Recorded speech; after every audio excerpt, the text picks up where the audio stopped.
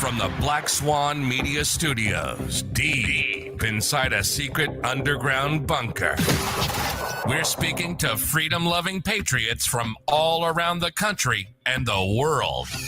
Welcome to the Resistance. This is John Crump, live. And we are back. I didn't think I was going to make it today for various reasons, working on a kind of a big story.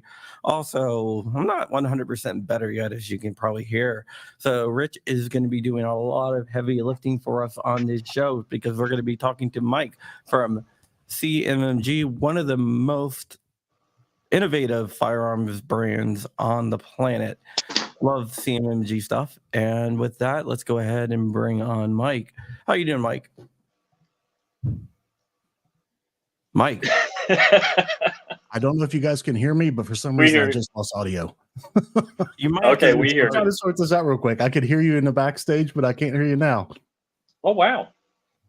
John, you're the veteran of troubles with StreamYard. Maybe leave and rejoin. Or maybe it might be a browser issue. Yeah. Yeah, you mean reboot, the old Microsoft problem? Yeah, if you can't hear us, I'll just put that up there. Yeah, of course it goes and does something weird like that right as it launches. So I'm like, hang on. Like everything went dead. So I kind of have this weird fix right now that's not a good fix. Yeah. But if you restart your browser, it might work. It's going to kick you out, so restart your browser. Yeah, are you on Chrome? Sorry about that, guys. Are you hearing a weird echo good with me? No, you're good. Okay. If the audio that you're hearing from me is fine, I can limp through with what I'm doing right now. Yeah, it's clear. There's a button in Chrome that sometimes will freak out and kill sound to like platforms like StreamYard or like the Zoom browser plugin or the whatever. Is Google doing it intentionally? Okay, I'm going to try one more thing. Probably. Quick.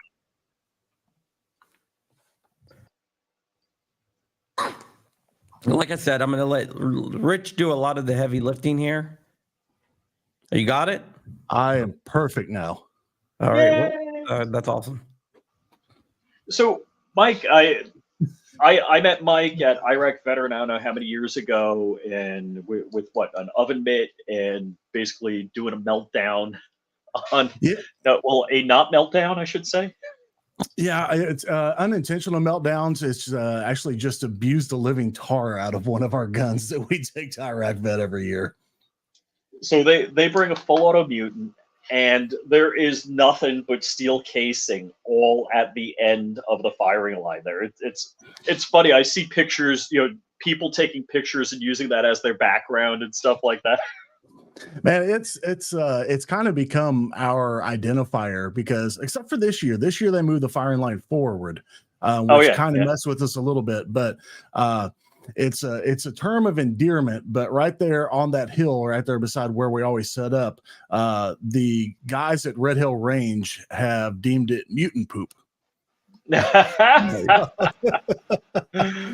cool. And they never cleaned it up. It's always just that steel casing there. I mean, during the event, people will come slide down that hill like they're skiing, or they'll do brass or steel case angels in it like you would a snow angel. So it's a lot of fun. Yeah, I mean, you guys bring some really cool stuff. We try to. Really cool though. Yeah, that's the one thing that if we don't bring it, people would be mad at us. So it's kind of a catch-22 because we've brought that to so many events that people expect it at an Oh event. yeah. But I'm supposed to be at an event to showcase new stuff, and people don't care about the new stuff. They want to shoot it. Hey man, when you got something that works, Right? That's what SHOT Show is for. It's like I go to the booth, what's new, that kind of thing. Well, we quit doing SHOT Show in 2020, so I quit doing SHOT Show after this year. yeah. Crump has recovered from SHOT Show. Yeah. Well, I'm pretty sure SHOT Show 2020 was ground zero for the COOF, because it was like everybody always gets what we call the SHOT Show crud. But man, at 2020, like I actually got sick during the show. Like it has never hit me that early, and like so many people I know got sick like way worse than ever and quicker than ever. So I'm willing to say that, I mean, because you think about it, there is a bunch of non-U.S. nationals that like going around taking photographs of stuff to copy in a country that it doesn't matter. Yeah, well, 2020, I got COVID while the Uber was sitting outside my house. Yeah, so 2020 was the first year I went to SHOT, and I was going to go with John. I was a little excited, and it's like I think I was already there or whatever. You were on the plane when I woke up. I started feeling bad, and then like as the Uber's on its way, I was like, "Man, I better take a COVID test." And I was positive for COVID. And this year I came back with pneumonia, bacterial antibiotic resistant pneumonia. That's had me sick for over a month now. I saw you've been down. Yeah, I've been hard down. I mean, every time I think I'm getting better, I get worse. Yeah. But Rich, I need to take this phone call. Sorry. Yeah, all right, man. So yeah, the first year there, I was taking ivermectin just prophylactically. I'm like, because Walter Keller always talks about the SHOT Show crud, right? And or Mung. I'm sorry, he says Mung. That's his term. Well, we have.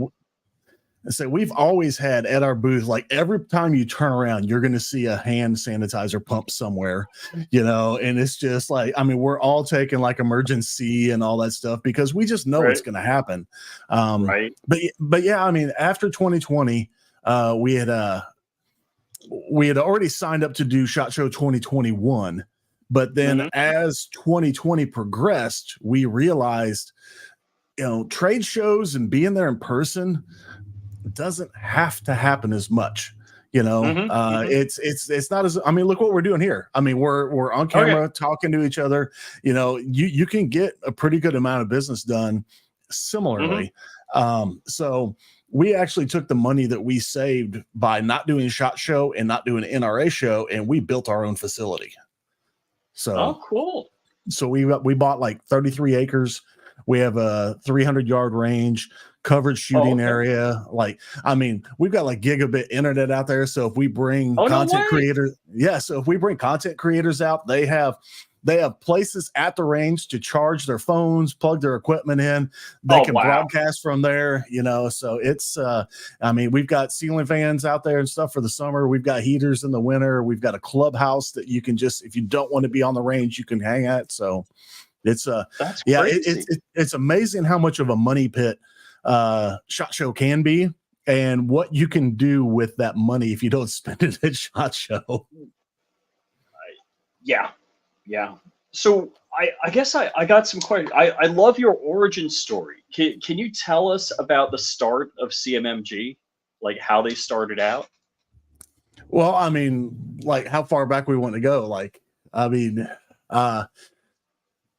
essentially, I mean, so CMMG is owned by two brothers and their wives. So you've got the four people that own CMMG. We started back in 2002, and they kind of started off by being by assembling ARs for other manufacturers and stuff, and then they got into being able to make all the contacts, and then we started making our own, and we kind of did our build to order type stuff. Like, okay,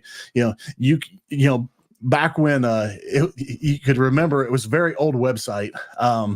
but I can remember it clear as day. Like you'd see a picture of a gun and say, okay, I want this base gun. And then you chose the barrel profile, the handguard, the sights, I mean, they would take and drill the barrel for a front sight base, or, if you wanted it mid length versus carbine length. So, I mean, everything was literally you customized it however you wanted directly from us.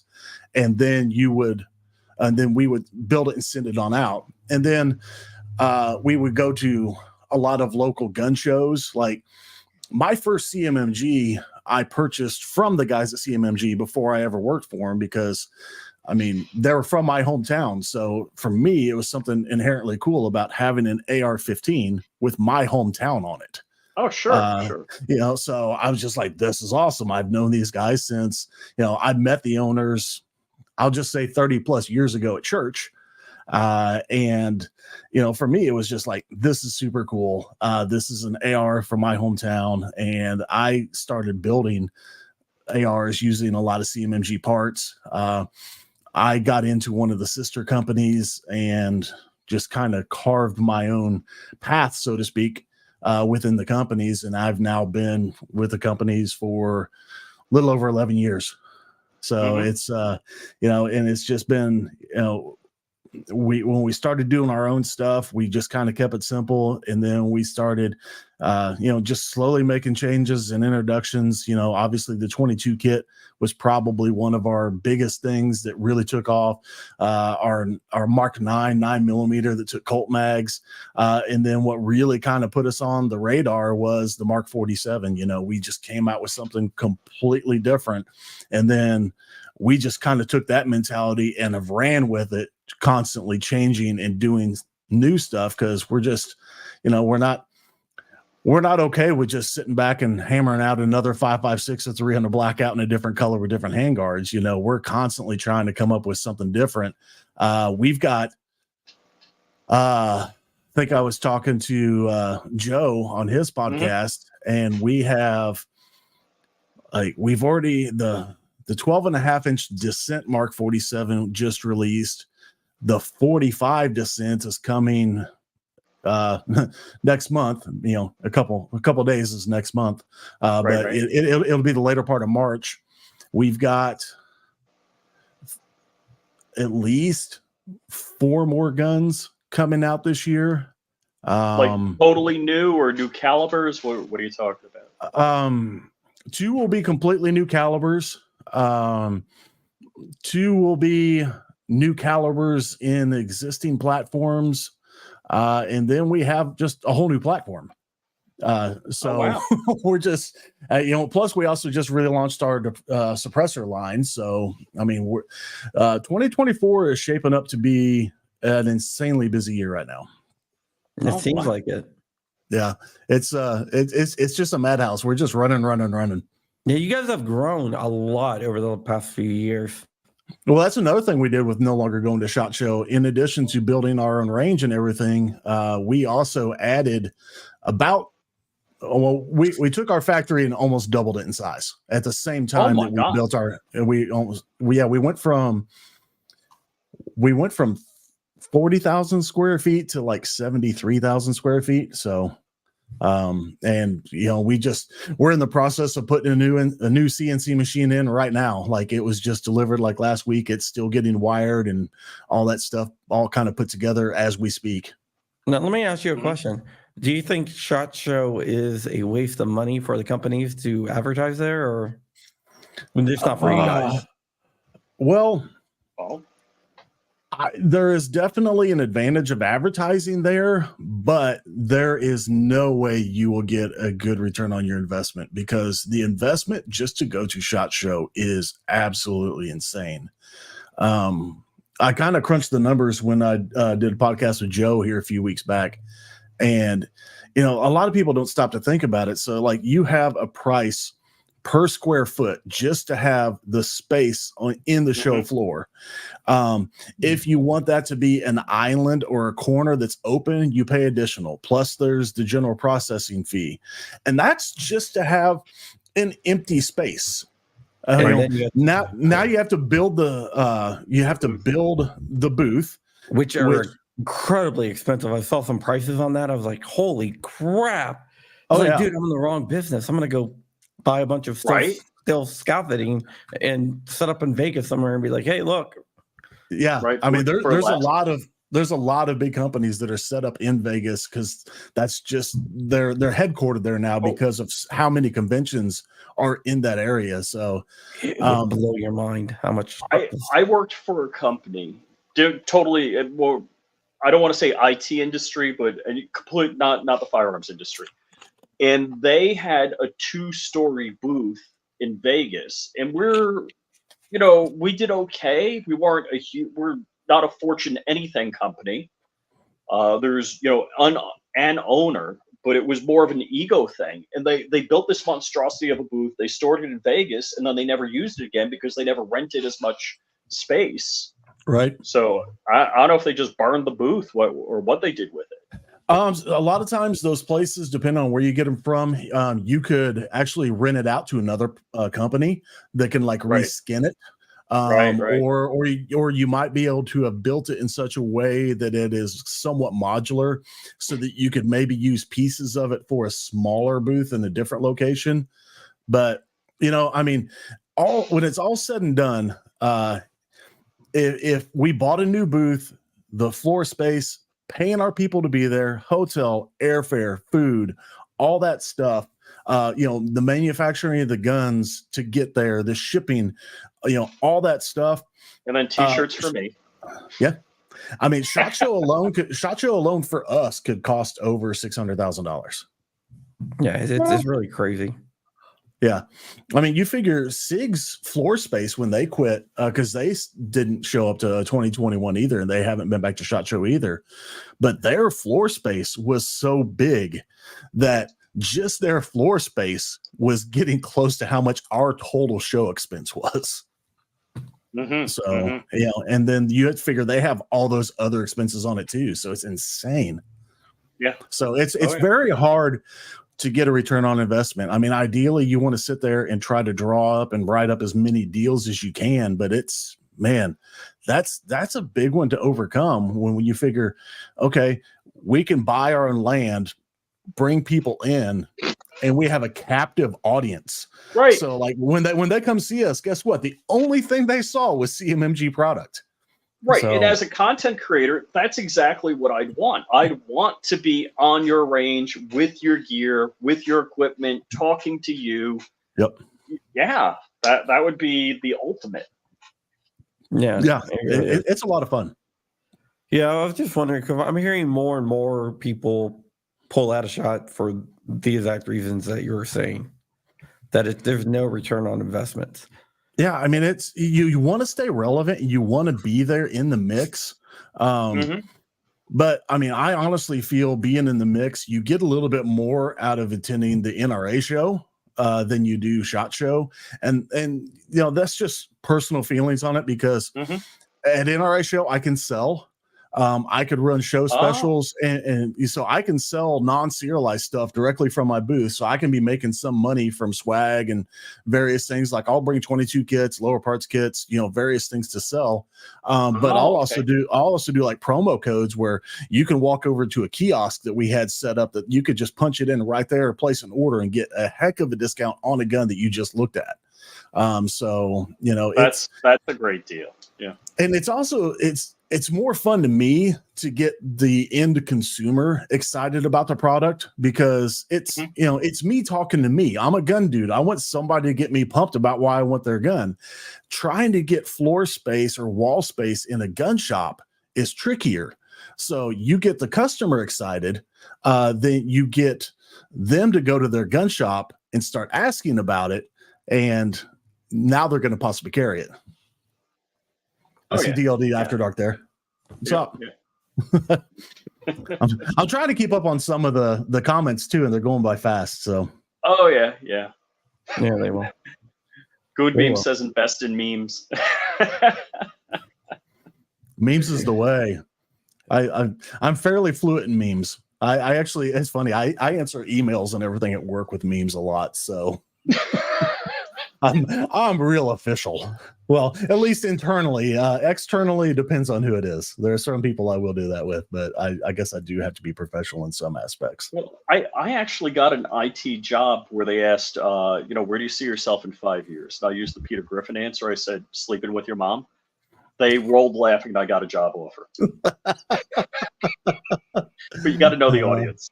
One time the ATF asked me, not the ATF, sorry, the FBI asked me what I was doing on a certain date. Long story. And I said, your mom. And the guy's like, what? Like, your mom.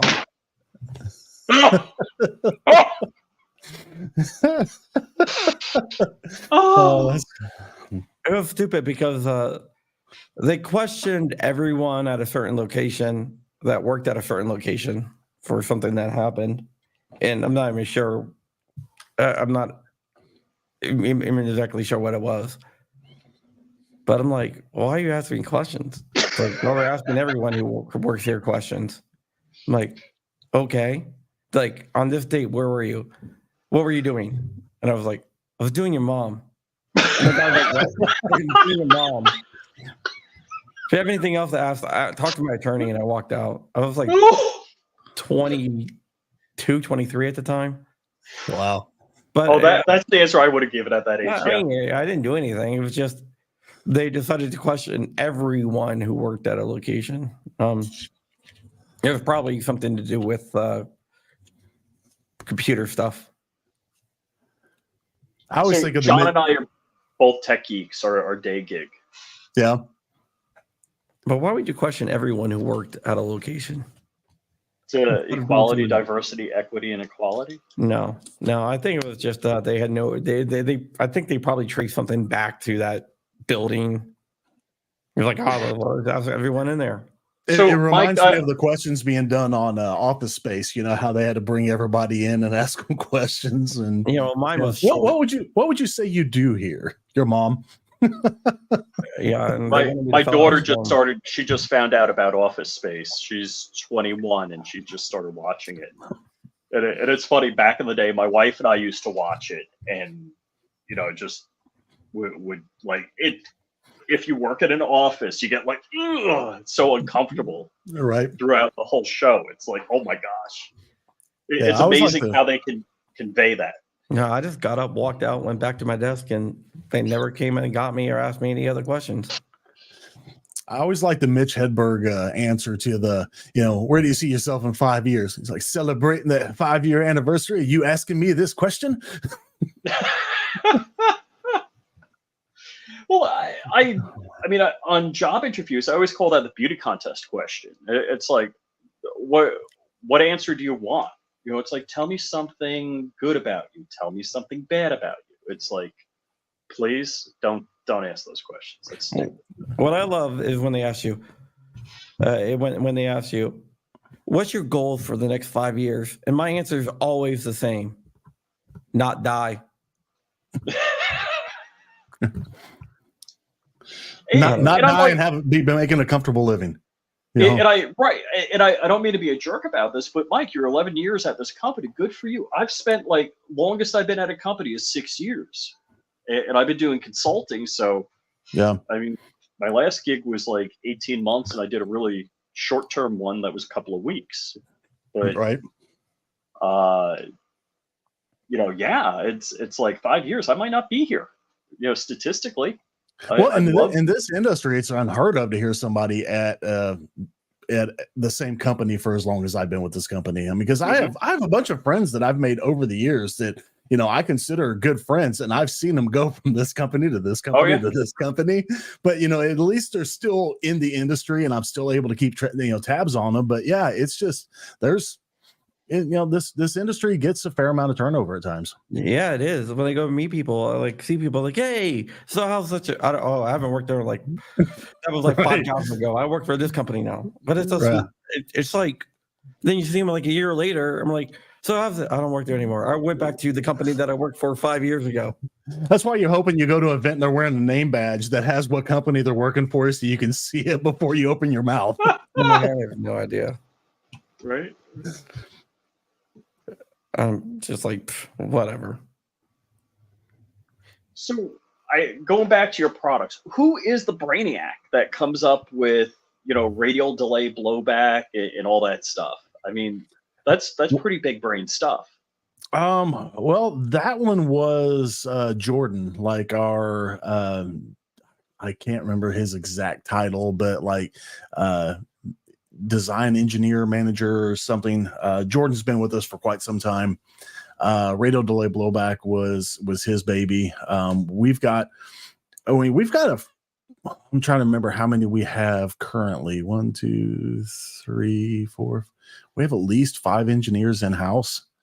And so our owners themselves also are brilliant when it comes to trying to come up with something different. So, they'll have an idea and they'll kind of, piece something together and they'll bring it into the engineering department and be like, okay, make this, but better. So there's like a really rough idea of what it could be, and our engineers like, okay, let's make it better. Or our owners will be like, okay, I really like this, but I want it to do this. Figure out how to do it, and our engineers are like, okay, that's our next task. If you see our whiteboard of possible projects, it's insane, and it's funny because that's what's behind the banner there, right?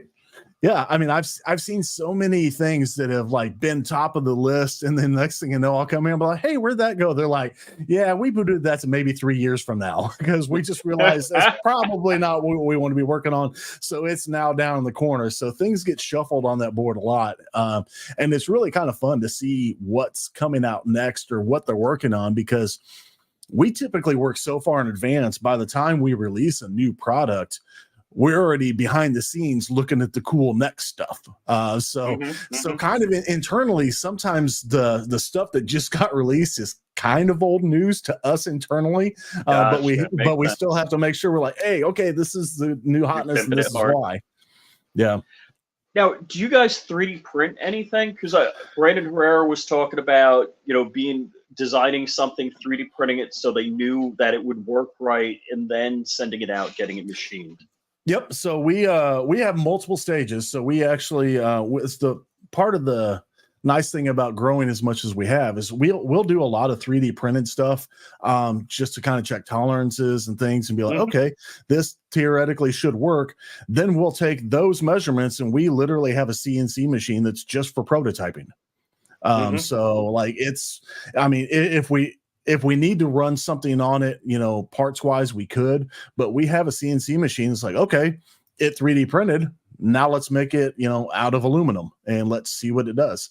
And then that's where so much of our T&E stuff comes from. They'll build, a ton of different pieces, and it's funny. You'll see like they built this and this should work, but then they're like, oh, it didn't quite work. So they'll cut it and they'll literally add, a 32nd of an inch in between it just to elongate it, or they'll have to cut some of it off just to. It's really kind of fun to see the varying stages of the prototype stuff. So the Franken prototype. Oh, we've got a ton of it's really funny because when we came out with the shorter barrel Descents, we were looking at some of the rifles, and we literally had like 8-inch barrel Descent with like a full rifle stock and stuff on it. It's just like you look at it and you're like, that's hideous, but it shoots incredible. So it's like now we have to find that happy balance. I'm like, where can we get it where it looks to a point that people want it and it still shoots incredible? Right. So Dark, Crump, and I had a AR-15 build competition where we built the shortest AR-15 you could. Crump's gonna say I cheated because Walter Keller built mine, but I did hammer a couple of roll pins in. Yeah, we all built our own. Rich got someone to build it for him. So it's an AR-15. It's not that hard.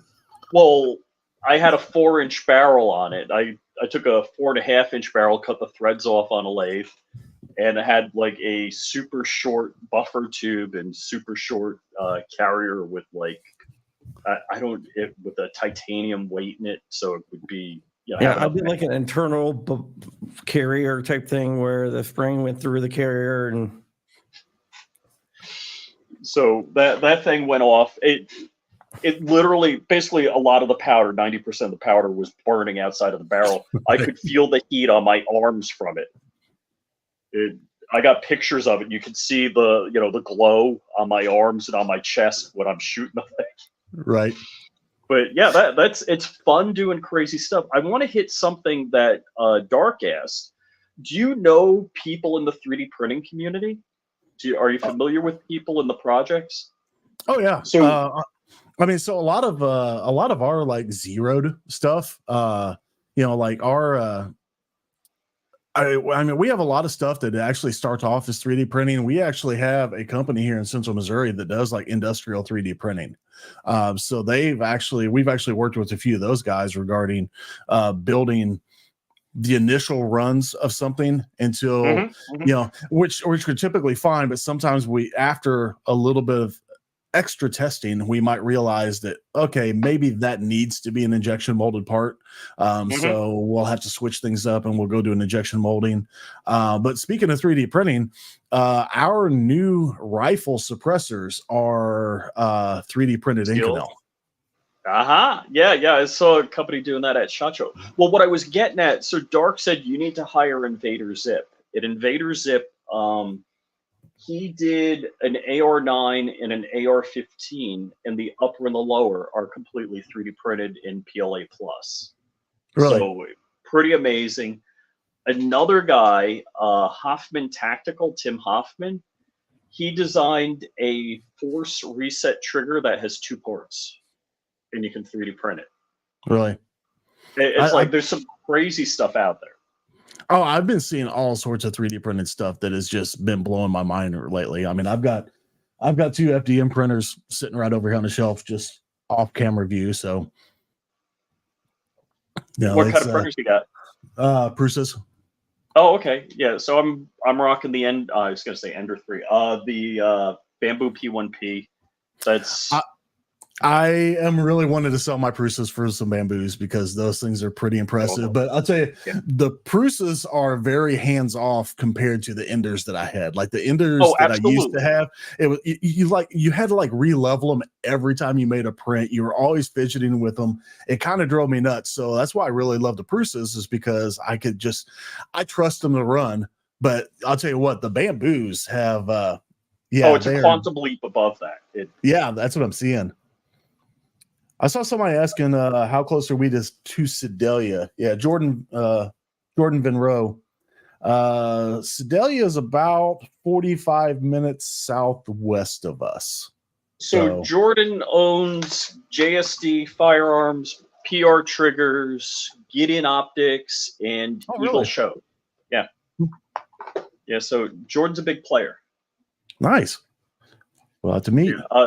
So I'll have to, because I had the guy on that designed the Gatling gun I was showing you parts of earlier. So I'm going to drop that in here. Hold on a second. I got to click the right buttons without launching a weapon. Why is it like 15 clicks to get this done? So I don't know. CNT Design says, you perp say hi to little Crumpy. That's my son Mickey turned 7 yesterday. So this is 3D printed, and that's what I'm printing right now. So I just finished the delinker. So that's part of the delinker, because the ammo is actually, it's 3D printed links.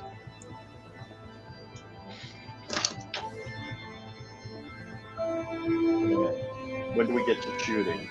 Oh, okay, right there. So that's just freaking crazy in my mind. Come out and PLA AO almost a full half year. Thank you. Come out PLA. That is insane. And this is little Nikki, who just turned 7 yesterday. Isn't that right, Hey, Nikki? Nick. Say hi. Hi. Happy birthday a day late. He says happy birthday a day late. Thank you. Thank you. You gonna tell him what you ate last night? What? Where did we go? Uncle Julio's? Uncle Julio's. Uncle Julio's, not pizza? No. Why do you go to Uncle Julio's? What do you like there? Chips. He likes the chips. They make the chips fresh there. Oh yeah. Is that chips and salsa or chips and queso? Both. Yeah. Yeah. Yeah, I had Taco Bell when I was a kid. That was it. It's not even the same Taco Bells when we were kids either. No. It is so different now. I'm amazed at how much money I could spend at Taco Bell now. Hey, Oh, tell everyone what you wanted for your birthday. What you asked people to give to your birthday party. What? What did you tell people to do for your birthday party instead of giving you presents? Donate money to the poor. Donate Wow. money to charity. Oh, I was not that kid. No, I wasn't either. I was So great. instead of getting presents, he had people donate money to charities. That's awesome. Wow. To help That's a poor big kids, blessing. right? Mhm. I'm trying to raise them right. You're doing a good job, Crumpy. I would agree.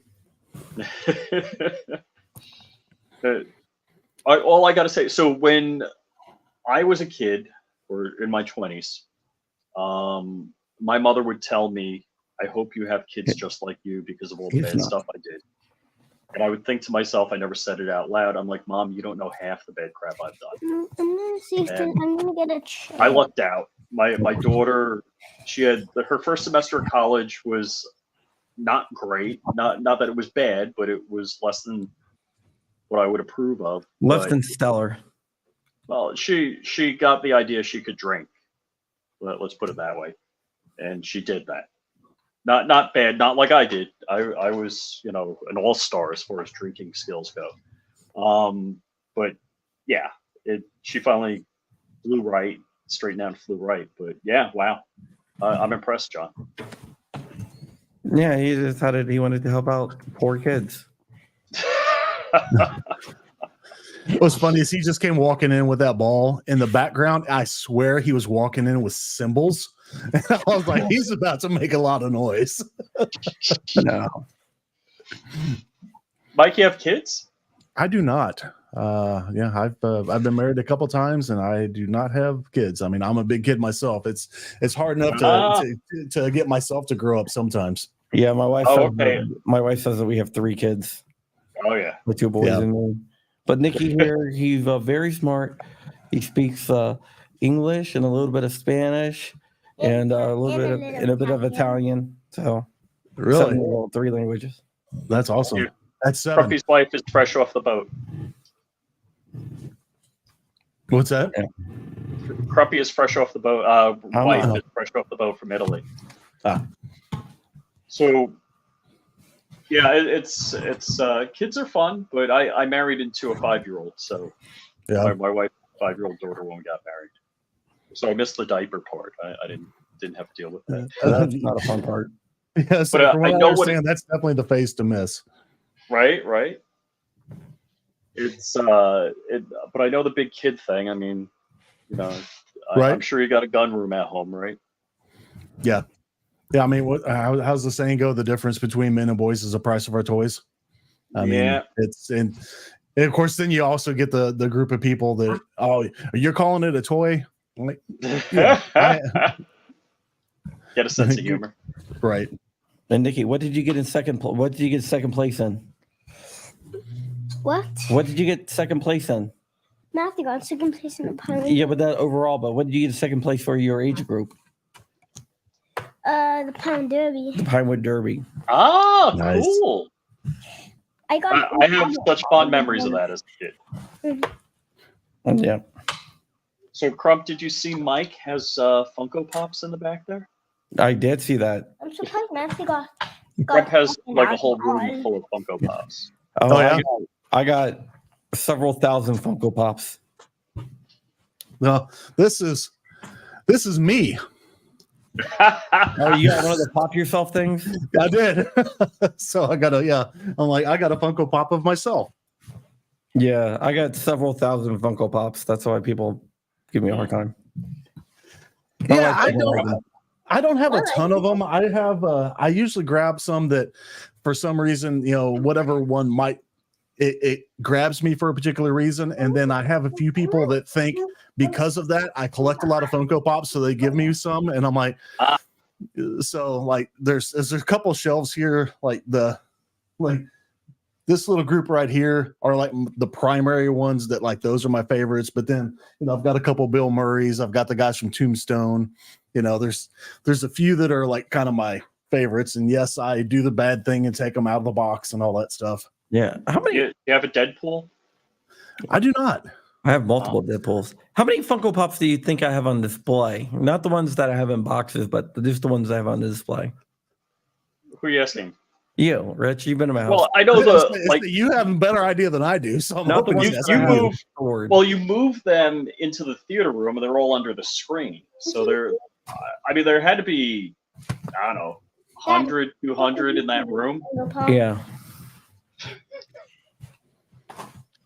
Yeah, okay. Did that have a lot of Funko Pops? I saw a mutant Groot one. A mutant Groot. Yeah, I got a bunch of Groots. They're like, it's a mutant one. Yep. Let me show you. Mutant, I can get behind that. Yeah, I mean, I don't know. I'm just enamored with Funko Pops. Yeah, they are a ton of fun. But then my favorite horror over here, I've got Friday the 13th, but I've got like, I don't know if you can see it partially here. I got a Lucille hanging on the wall. The Lucille, that's the Todd McFarlane Lucille, right? The designed by Todd McFarlane is the guy who designed it. McFarlane Toys. I'm pretty sure it may have been. I mean, Lucille obviously Walking Dead, but this was one like a guy that I found a guy on Etsy like making these really good. Oh, okay. Okay. Yeah, I bought the Tom McFarlane collector's edition of it. He always makes some really good collector's editions of stuff. Yeah, he does. They're not toys; they're collectibles. Yeah, I think he was first on my radar back in the day of like Spawn. Yeah, dude, Spawn was awesome. Todd McFarlane is a famous comic book artist. He was originally worked for Marvel, where he did Spider-Man, and then from Spider-Man he went to and found Image Comics, where he started Spawn. That's awesome. I'm a good comic book. I'm a geek, man. So Ron Bear says one is too many. Is that Funko Pops? One is too many. I think that's what he's talking about. I'll disagree. Rich, do you have any? No, I don't. We need to fix that. He tried to print one. Oh yeah. He tried to print a Funko Pop. Maybe not. You did. No, actually, did I? Yeah, I did print. I'll say there's tried. So was that failed successfully or? It was part of a larger plan. They were going to make a Crumple Pop. What's a Crumple Pop? It's a Funko Pop of me that Flying Rich here was going to go. Yeah. So I printed one. I printed a mold, and I was going to start molding Crumple Pops. Someone actually did it. And it was a mystery. Get them out in the public and displayed on a day. Yeah. Part of a plan, but I let it slip. I said Crumpo Pop one day, just kind of as a joke, and Crump started investigating. I'm an investigative journalist. What do you expect? And found out what I was up to. What I do? I'm an investigative journalist. Because Crump would get me. He would. I can't say how, but in a very public way. I can tell you later. No, you can't. After the show. I can't tell. You're not supposed to tell anyone. Can't tell anyone? All right. It's an NDA thing. Okay. I So guess you can tell them after the show because you already told them that, but Crump would F with me in a major way. Yeah. Yeah, we'll talk about it offline. No, but let's get back to CMMG. So, did you know I'm a nut job for 5.7 millimeter? I just love 5.7 millimeter. Don't know why, but Well, we were one of the first companies to actually have any sort of aftermarket support for 5.7. Like we actually got a hold of PS90s like before they technically were like released to the public for sale, and already kind of reverse engineered and got a short barrel for them. So like if you go to our website now, I mean, one of our first 5.7 products was the short barrel to convert your PS90 into the P90 short barrel. And we actually had those barrels available again before you could widely find PS90s in public. So yeah, it got to the point like if we were at some big show like NRA or something, if people were asking about what it would take to get a shorter barrel for it, people from FN would walk people to our booth and say, buy it from these guys. Oh, no way. Yeah. Well, some of that stuff is stupid expensive. Yeah. So we started off 5.7 with that way, and then we did the Mark 57, which took the FN 5.7 style magazines. Then we did the 5.7 conversion magazines, and now those both live in most of our platforms. Okay, let me ask you a question. A lot of people don't know this, but what does CMMG stand for? It's a question I'll always avoid. I jokingly say it's classified. So legally, it doesn't stand for anything. So like if you go to any of the legal paperwork, it is not an acronym or anything. But there is a trade secret out there, but you won't get me to divulge it in a public forum. Okay. I mean, we allude to it a lot. I mean, we basically slap people in the face with hints on it, and we have a lot of fun doing that. But yeah, it's there is a story behind it, but it's a story that I like to let the owners tell whenever they choose to, because it's kind of their story. You mean it doesn't stand for Central Missouri Machine Gun? And it never has. Yeah, one year at like SHOT Show, I don't know if a writer, that's how he remembered the letters CMMG, but yeah, it came out as Central Missouri Machine Gun, and it kind of stuck. A lot of people thought that, but no, it technically does not. I mean, I'll be honest, it's not a huge secret. It's out on the interwebs. So are the owners Top Gun fans? They might be. So I thought it stood for Cougar, Merlin, Maverick, and Goof. I cannot confirm nor deny. This is involved canned bacon. I like that though. Safety Harbor said it involved canned bacon. I wish we could still. I'll tell you what, man, the tactical bacon has kind of run its course. The people that we got it from are, man, they are dealing with so many loopholes and stuff from the FDA right now. It's insane. Oh my gosh. So I would say tactical bacon's probably not coming back. Oh yeah, I got that T-shirt. Yeah. I like the T-shirt I like is the Kool-Aid Man. Yeah. My wife hates that shirt. She won't let me wear it. Just curiosity, why? Because the Kool-Aid Man, is it the color, or is there a particular reason? Nah, she like, this is what she wants me to wear. So Crump, finally I'm wearing a shirt. Well, I did get it for free. It was a Christmas gift. But Crump always says I only wear free shirts. Oh my goodness, you're wearing a brand name shirt. Yes. Right. A designer shirt. Yeah. So my wife doesn't like most of my gun shirts. I think she thinks they look like comic books or whatever. I'm like, yes, the Kool-Aid one is like one of the coolest shirts I own, and my wife won't let me wear it. We have a lot of fun doing those. I mean, because that's the thing. Like, people are like, well, how do you get around the licensing? Well, we do those only for like Iraq Vet, and we don't sell them. We bring them to give away. We're losing money on doing that stuff. So it's just like we had the MTNT, like the Teenage Mutant Ninja Turtle shirt. Yes, that was a great one. We had the Captain Crunch shirt. We've had a few around on our website too. Like We've got like a Contra shirt, a Legend of Zelda shirt. We just have fun with it. They might fall under fair use as parody.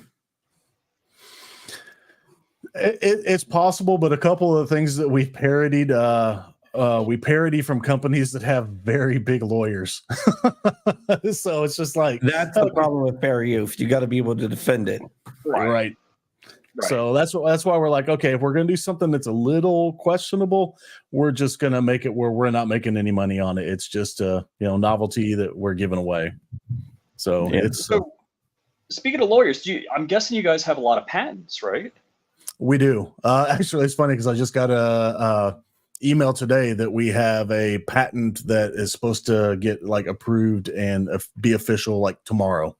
My engineers are all over the place on the patents and keeping everything going. So yeah, it's a ton of small things. Like one of the little patents that people probably wouldn't realize is you figure a typical like drop-in auto sear. Well, it's got to be a different size to work in a 308. Nobody ever did one.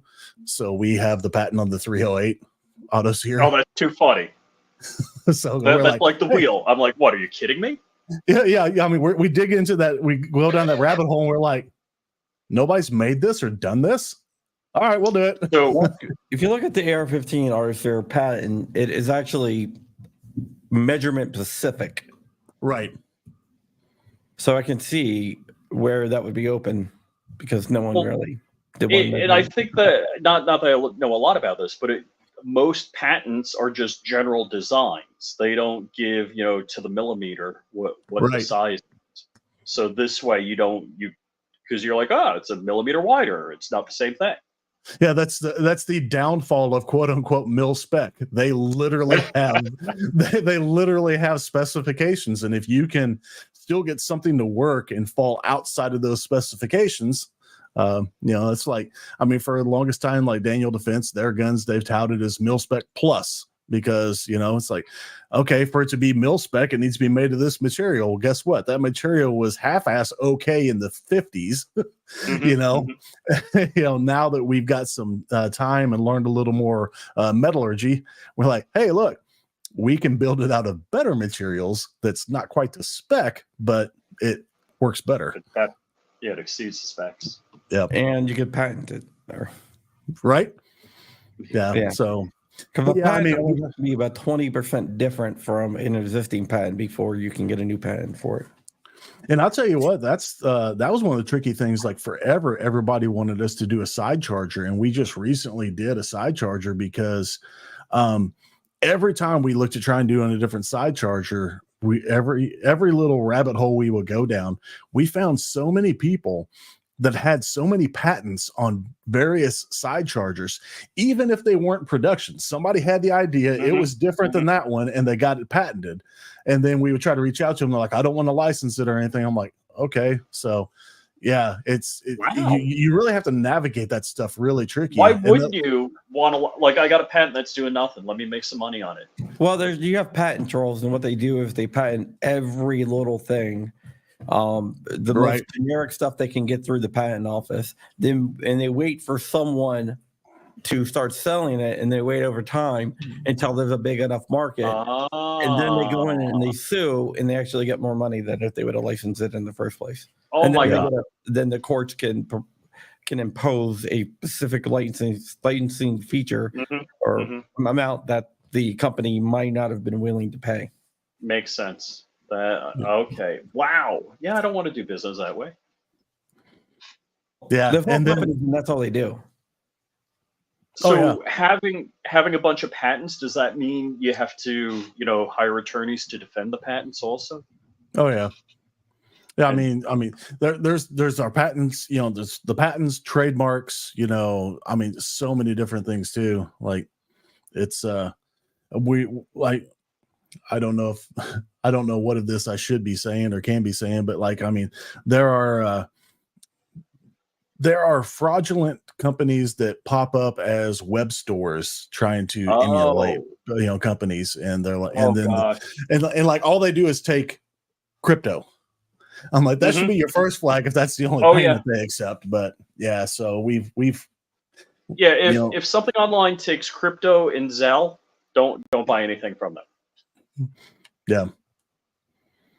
That's the only, if they don't use a regular credit card, then you can be totally hosed. Rich learned the hard way. Yeah, I bought $500 worth of 9mm that way. And then the scam part 2 was they're like, oh, the shipping company, the fake shipping company, they have a website and all that bit, says, oh, we need, $100 bond to deliver this or something like that. Right. And I'm like, what the heck? Right. Yeah, I've heard a number of things like that before. I mean, and apparently they do that in the pet industry also. So it's like, oh, you want this exotic, rare breed dog?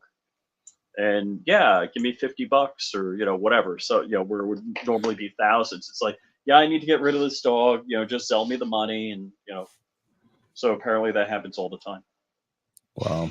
Yeah. I mean, it's just, as I constantly look at, a lot of different things that we develop and try to explain to people, it's like from a manufacturing standpoint, from a marketing standpoint, you have to kind of do your best to make them, I don't know if I want to use this term or not, but you have to try to make things somewhat idiot proof, so that because you'd be surprised the questions that people come up with.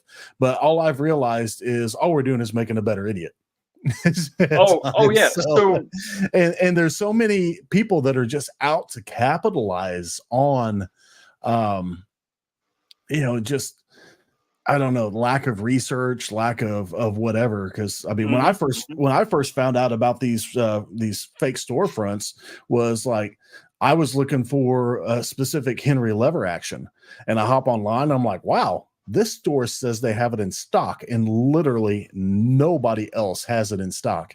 And I got to dig in. They're like, yeah, it's like crypto only. And I'm like, oh, this is totally fake. Well, somebody came up with the website. I'm not sure if it's still up anymore, but AmmoLand USA. And they actually put the contact information of AmmoLand on there. And so people are calling like, hey, where's my ammo? And AmmoLand's like, we don't sell ammo. We don't sell anything. We're a news organization. Yeah. Yeah. We have a sister company that they're an ammo company. And fortunately, there are a number of people that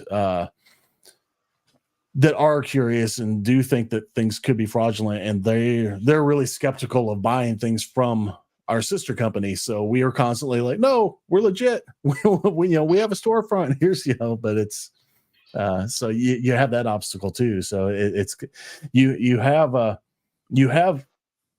fake businesses making real businesses harder to do business. Oh yeah.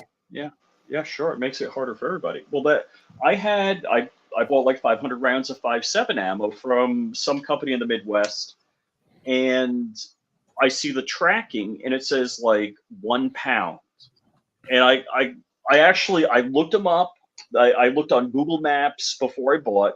There was storefront. I could see the storefront. It was active. I think I may even looked up the business registration.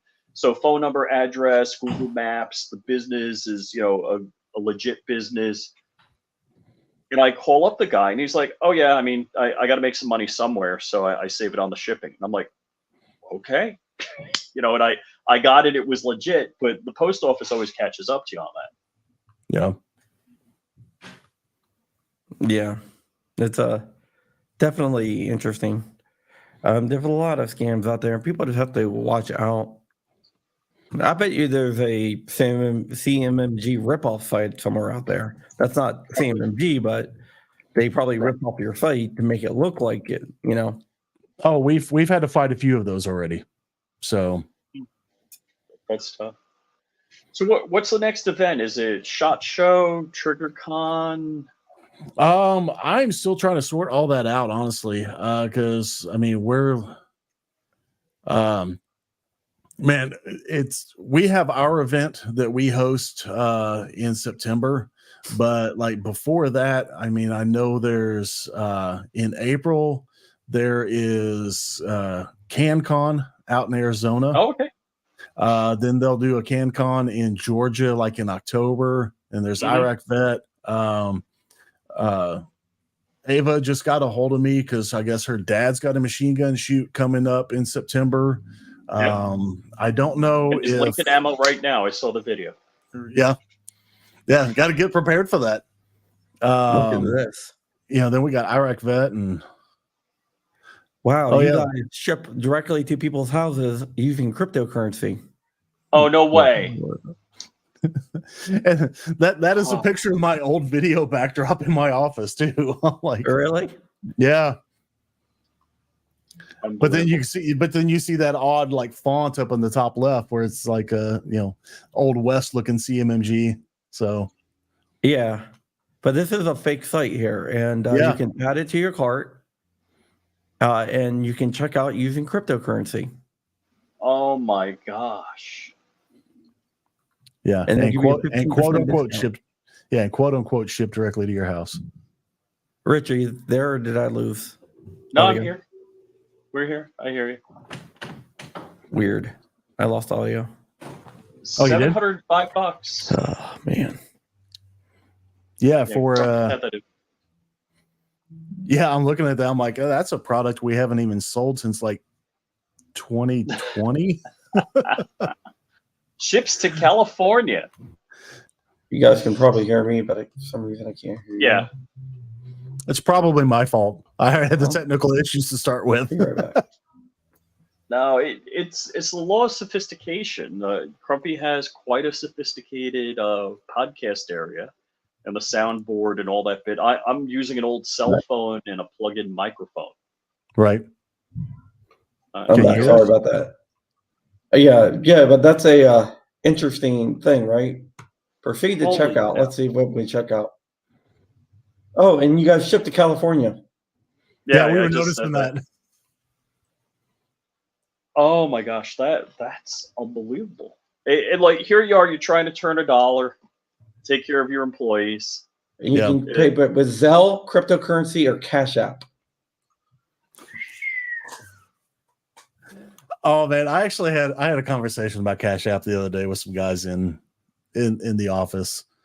Because like I'm personally just trying to sell some stuff like that I have that, I'm buying like new bug out bags and stuff, and I'm like, oh, I've had this bag forever, I don't need it anymore. So I'm like trying to get rid of the old when I'm coming in with the new. And I've got a lot of stuff just out of like a marketplace, and I always love I don't know why. And I apologize to anybody that uses it, but when I immediately have a message that somebody goes, "Did you take Cash App?" I'm like, I don't know why, but my brain is always raises that as a red flag. I know people use it all the time, but it being in the gun industry, I kind of have that, you hear people like, okay, this is for the poors. Right. It's I don't know why, but my brain just always my brain has a negative stigma attached to Cash App, and I don't necessarily know why. I hear you. Yeah, it'll get branded that way. Yeah, but you just have to be careful where you go to. Yeah, we've been running a little over an hour, and Mike, where can people find you, and what kind of closing bits of promotion or whatever you want to include? Oh, well, got me on the spot there. I really wasn't thinking about that. I was just kind of enjoying speaking with like-minded people. CMMG.com, CMMG Inc., or just CMMG on most all socials. We are kind of all over the place. We're on the main ones. We're on Rumble, Truth. We're kind of everywhere that we can be. As far as the message, I got to follow you guys on Truth and all that, because I'm not really that active, but I should be. Well, it was kind of funny. We have a somewhat new social media person that we're still trying to round up some of the loose ends that we didn't realize were floating around out there. So we're getting a lot of that stuff hopefully going up and more if we can. But as far as the message goes, obviously go to our website, try to check out our product. Hopefully you'll find something you like. But I just have to give a huge I have to give you guys a huge thank you for having me on and for being in the trenches, fighting the fight that you guys fight. You know, you guys don't get, especially you, John, you don't get enough accolades, I don't think, for what you do. I think if people really realized, you would have you would just be inundated with a lot more stuff, and not that you're not a busy enough person to begin with. Well, we're about to blow up the internet tomorrow. Oh, really? I will be waiting. It's an interesting story. Yeah. Yeah. I mean, not be liked very much by people. Let's see. You know, I mean, in the government, at least. Oh, well, I mean, you're not living right if you're liked by the government. No, definitely not.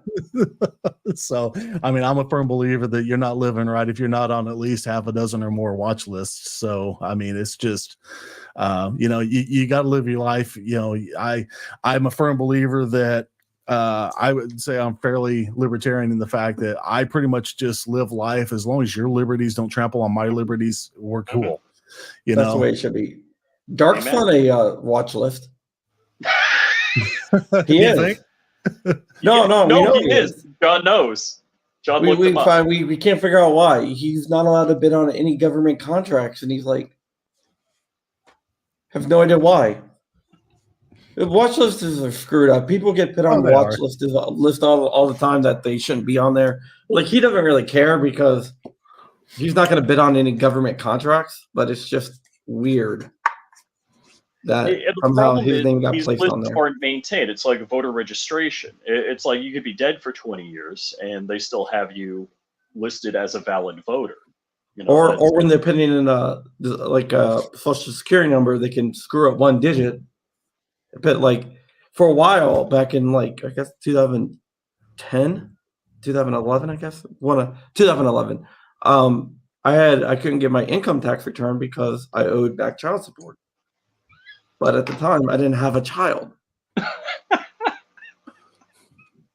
When they were typing in the social security number, because that's all done by hand, somebody fat fingered a social security number and hit my social security number.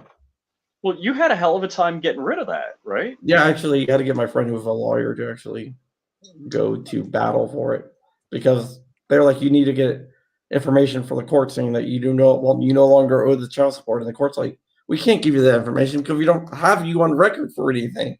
Like, can you give me something that says that? They're like, no. So it was a really painful process. But yeah, so it just, one slip of the finger, and to get it fixed is just crazy. Oh yeah, it's. I mean, I know it's something super stupid, but it's kind of similar. Like, I mean, my birth name is Michael. Through work, everybody calls me Mike. So much so that on all my official documents through work, they just have Mike listed. Well, I haven't felt the need to go to a doctor in a long time. I've recently started, I'm just getting older. I need to just have general checkups and stuff. And they were having a hard time getting my insurance to work because my insurance card said Mike, but the system has me as Michael. Oh, please. I'm just, it's like, okay. So yeah. I have a similar problem. When I was born in New York, and the governor of New Jersey was Richard John Hughes. My name. There are a lot of me that are bad guys, so I had to get a U-pin. So when I fill out a 4473, it can determine that I'm not all these other bad Richard John Hugheses. But then I think most people never see a U-pin. So when it goes to, whoever's checking it, they don't know what to do. Yeah. I was John Carpenter. Will take real long. I don't know if you remember John Carpenter down in Florida, but I wrote a story about this guy named John Carpenter, which is the name of a famous director too. Just to point that out, where he got red flagged. Oh yeah. And the thing is, somebody went and they filed a red flag order against a John Carpenter, and they pulled up the concealed carry list. And and said, "All right, he has a concealed carry permit, so it must be him." And the dude, I found the actual John Carpenter within like 5 minutes, like where he lived at and everything. The one that was supposed to be a red flag, he had a big swastika tattoo on his chest and stuff like this. And this guy was like, on his Facebook, he's like fishing with his kids and everything else. He's never lived there. The person that red flagged him was like, "That's the wrong person." And they were like, no, that's the right person. They're like, "No, that's not the right person." And it took articles and it took media inquiries to get them to go ahead and revoke the red flag law, even though that the person that red flagged him was like, "You guys got the wrong person." They're like, "No, we got the right person." Oh my! It's like, what are you doing? Yeah, that's nuts. Mistaken identities, basically. Well, we're gonna get out of here. Thank you so much for coming on. Hey, thanks for having me, guys. I really appreciate it. And we'll see you guys later.